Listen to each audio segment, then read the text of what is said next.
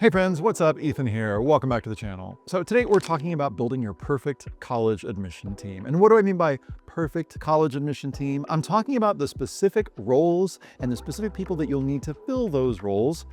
Plus, I want to tell you what each of those roles can do, how they can help you in the process, and a couple quick tips for working well with them. Because while you're the main character here, it's nice to have a supporting cast. I'm laughing because that's kind of a cheesy joke, but let's get into it. All right, first is your school counselor. Why is this person important? Well, first of all, they know your school culture and they know what students have been accepted at what colleges and universities in past years. Also, they know which classes you've taken and why you've taken those classes. And finally, they're going to be the ones advocating for you in their counselor recommendation letter. What can this person help you with? Like all of these things. High school course planning, which is to say which classes should you be taking that are the most rigorous for you and maybe correspond to a particular career or major. Extracurricular and summer planning, college list building, so you're applying to a range of schools, not just selective ones, but also schools that you can get into. Standardized testing, should you test or not? If so, when?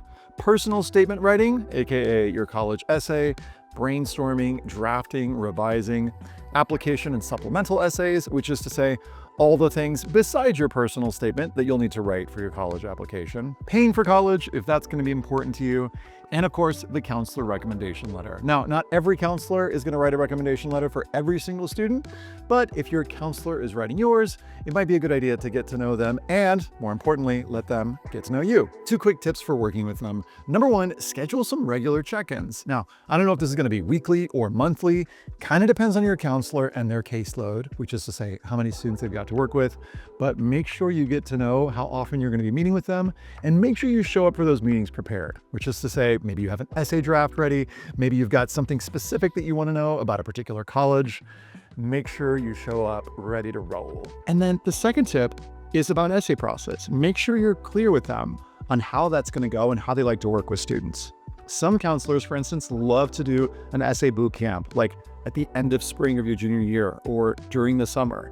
Find out if they're doing something like that. Now, my advice is to get as much done as you can over the summer, but find out if your counselor is actually going to be available over the summer. Some counselors are going to be like, yes, please email me over the summer. And others are going to be like, I'll talk to you in September. So make sure you understand their preferences when it comes to the essay writing process. The second role is your parent or guardian, that person who's going to not only help you with planning some logistics, but also help you hopefully with some emotional support. So some specific logistical ways that your parents can help you.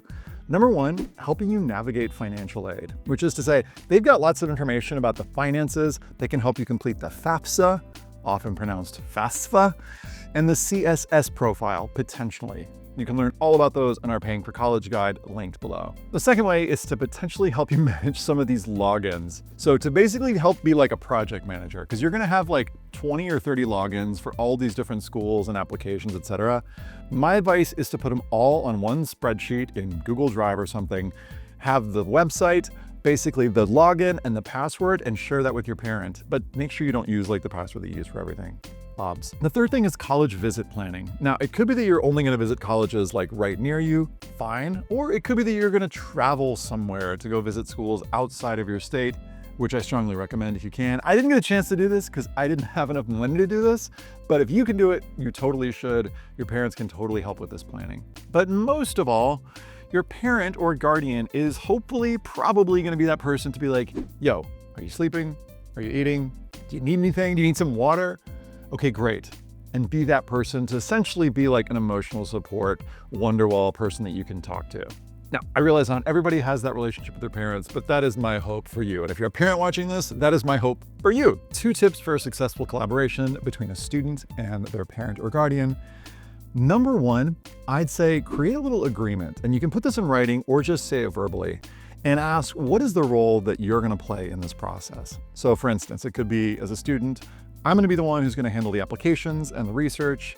Mom or dad or caring mentor, you're going to be the one who's going to help with finances and planning college visits. And it could be that simple. The second thing that I recommend is asking, what does a successful process look like from the parent's perspective? So parents, if you're watching this, ask yourself, is my definition of success for my student outcome-based, like where they get in, or is it more process-based?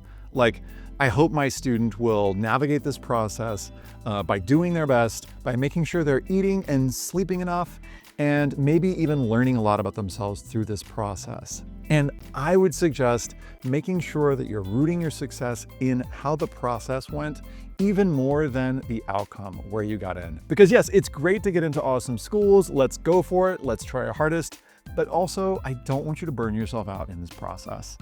And yes, I mean you, parents, also.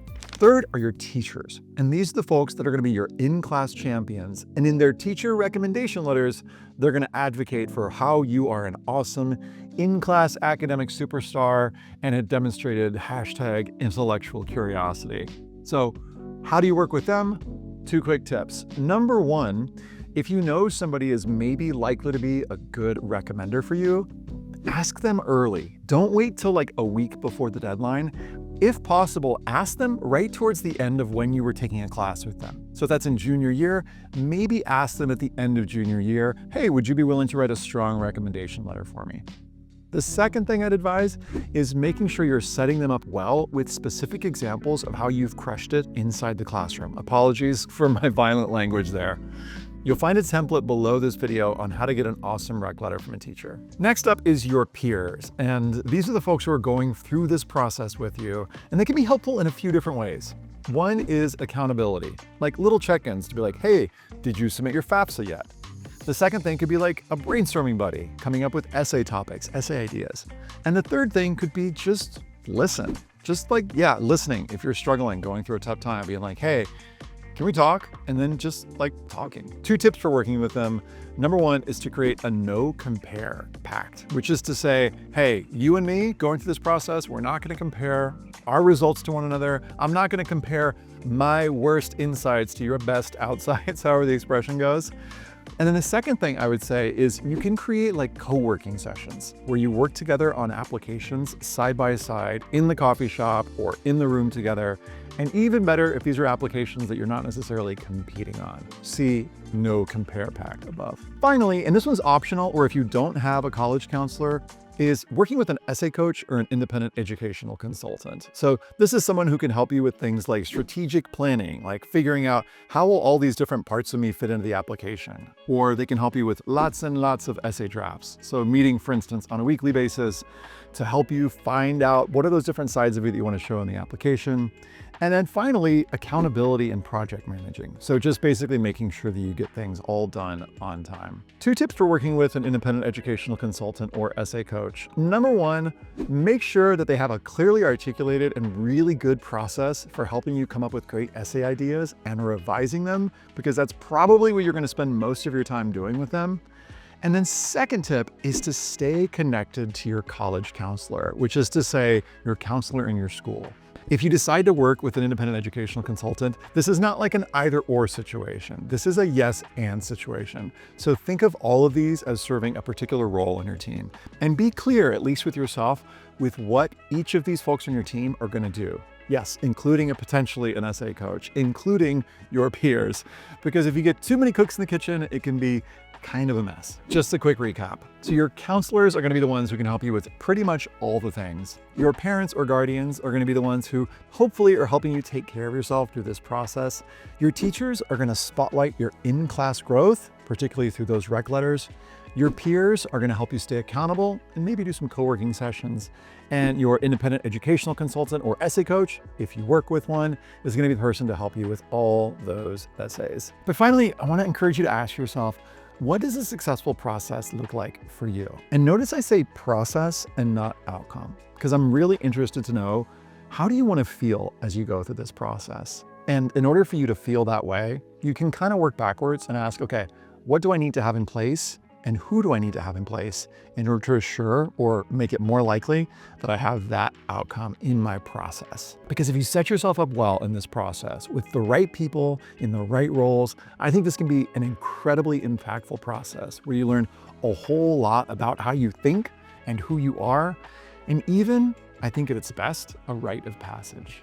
All right, we've got tons of free resources. I'll link them below.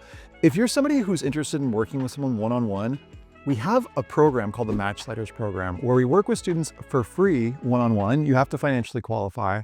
And yes, we work with students one-on-one as well. I'll put a link to that below. All right, that's what I got. Be well. Talk soon.